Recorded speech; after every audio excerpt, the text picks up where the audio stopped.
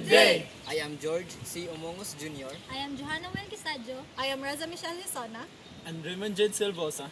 Today we're going to present our project entitled Gas Leakage Detector Car with SMS Alert and Sound Alarm.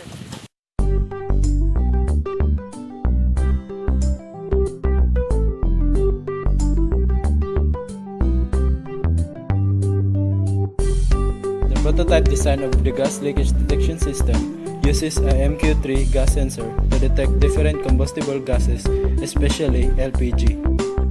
An Arduino Uno will serve as the microcontroller of the system. It will receive the sense information from the gas sensor. Microcontroller is directly connected to the sound alarm system, LCD which displays the current status, and GSM module which will send the SMS alert to the designated subscriber. To enhance the practical application of the designed gas leakage detection system, it is integrated to a FPGA board-based remote-controlled car which consists of the following components. A Dio Nano FPGA board serves as the main processing unit of the peripherals. A L2988 motor driver is used to drive the two DC motors. Lastly, a Bluetooth module is used to receive the control commands from the smartphone. A downloaded app from the Play Store will serve as the graphic interface in order to send controls of the car.